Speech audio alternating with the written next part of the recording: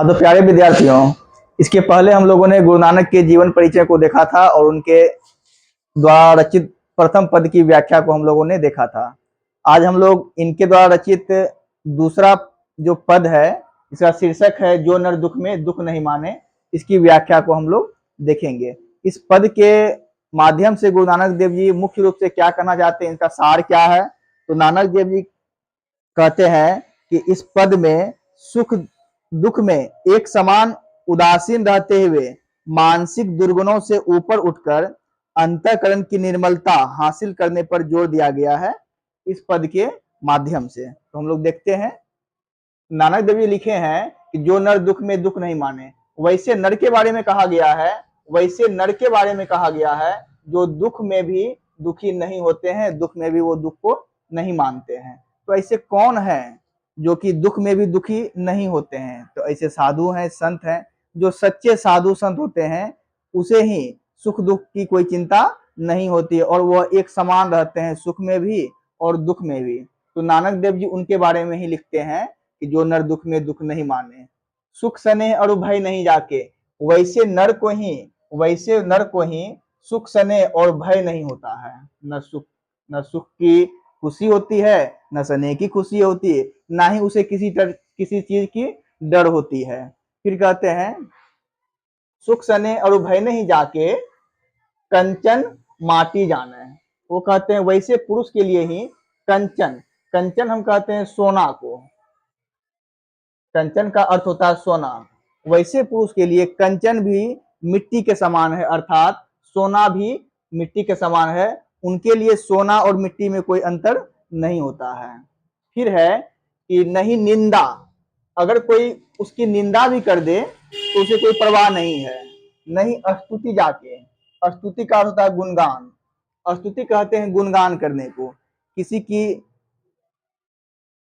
की गुणगान करने को हम स्तुति कहते हैं। लोभ मोह अपमाना, मतलब जो ऐसे पुरुष होते हैं जिसे जो दुख में भी दुखी नहीं होते हैं, उनके लिए कहते हैं कि उसे निंदा की परवाह नहीं होती है, ना ही स्तुति की कोई खुशी होती है। ऐसा नहीं कि कोई हमारी निंदा कर रहा है तो हम दुखी हो जाएंगे, कोई हमारी तारीफ कर रहा है, स्तुति कर रहा है तो हम खुश हो जाएंगे, ऐसी बात उसमें नहीं होती है, बल्कि वो सुख और दुख में एक समान रहते हैं। और लोभ मोह अपमाना, ना ही उसे किसी चीज का लोभ होता है, ना ही किसी चीज का मोह होता है। फिर नीचे के पंक्ति में नानक देवी कहते हैं हर्ष शोकते रहे नियारो। हर्ष, हर्ष का अर्थात हर्ष अर्थात हर्ष मीन्स खुशी, शोक, शोक मतलब होता है दुखी, नियारो, नियारो का अर्थ होता है सबसे अलग रहना, सबसे हट के रहना। कहते हैं कि वैसे पुरुष हर्ष शोक ते रहे नियारो, वैसे पुरुष खुश और दुख, खुशी और दुखी से अलग ही रहते हैं। ना ही खुशी मिलने पे वो बहुत ज्यादा खुश हो जाते हैं, ना ही वो दुख से दुखी हो जाते हैं, बल्कि ये सबसे अलग रहते हैं, सबसे परे रहते हैं। ना ही मान अपमाना, उसे ना ही मान की चिंता होती है, ना ही अपमान की चिंता होती है। ना वो किसी के मान से खुश होते हैं, ना ही अपमान से वो दुख होते हैं। फिर नीचे की पंक्ति में नानक देव जी कहते हैं आशा मनसा सकल त्यागी के, वो अपना आशा मनसा सबको त्याग करके छोड़ करके जगते जगते रहे निराशा। जग अर्थात संसार, जग का अर्थ होता है संसार। वो आशा और मनसा सबको छोड़ करके त्याग करके इस संसार से निराश रहते हैं। निराश का अर्थ क्या, दुखी होना नहीं, निराशा मतलब उदासीन होकर के वो रहते हैं। फिर है काम क्रोध ये ही पर से नाहीन, जिसे काम और क्रोध पर से नाहीन, पर से का होता है स्पर्श करना, छूना, जिसे काम और क्रोध स्पर्श भी नहीं कर सकता है, छू भी नहीं सकता है, ते ही घट ब्रह्म निवासा, उसके ही घट में ब्रह्म निवास करता है। घट अर्थात, घट का अर्थ होता है घड़ा भी, शरीर भी, तन, घड़ा शरीर, उसी के शरीर में ब्रह्म निवास करता है। तो ब्रह्म कहाँ निवास करता है? वैसे नर जिसे काम और काम क्रोध स्पर्श भी नहीं कर सकता है, छू भी नहीं सकता है, वैसे ही व्यक्ति, वैसे ही नर के घट में, शरीर में ब्रह्म निवास करता है। फिर नानक देव जी महाराज कहते हैं गुरु कृपा जेहि नर पर किन्हीं। गुरु, जो गुरु होते हैं वे जिस नर पर कृपा कर देते हैं, तिन यह जुगति पिछानी। जुगति का होता है युक्ति, रास्ता। जुगति का होता है युक्ति, रास्ता। पिछानी का होता है पहचानना। गुरु कृपा जिस नर पर कर देते हैं वही इस युक्ति को, जुगति को, रास्ता को पहचान सकता है।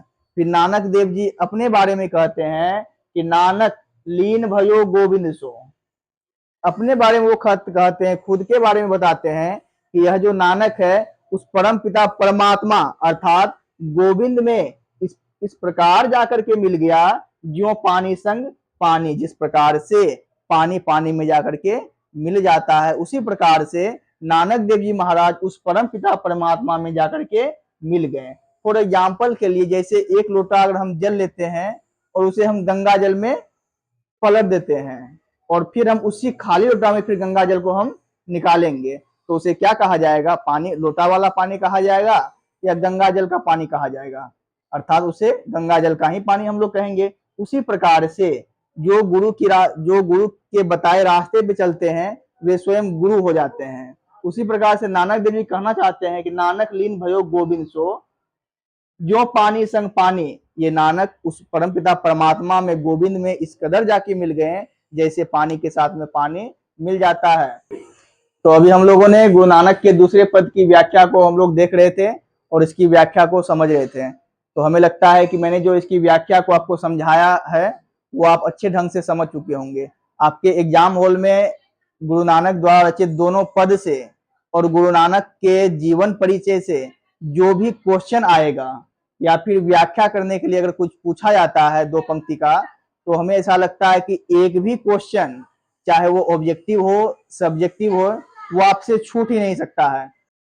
इसके बाद का जो वीडियो आएगा वो रसखान द्वारा रचित प्रेम ऐनी श्री राधिका और करील के कुंजन ऊपर वारों। रसखान द्वारा रचित जो पद है प्रेम ऐनी श्री राधिका और करील के कुंजन ऊपर वारों, इसके ऊपर मैं वीडियो लाऊंगा और हमें उम्मीद है कि आप जो अभी मैंने आपको पढ़ाया है वो उसको आप अच्छे से समझ गए होंगे। ठीक है, मिलते हैं नेक्स्ट वीडियो में।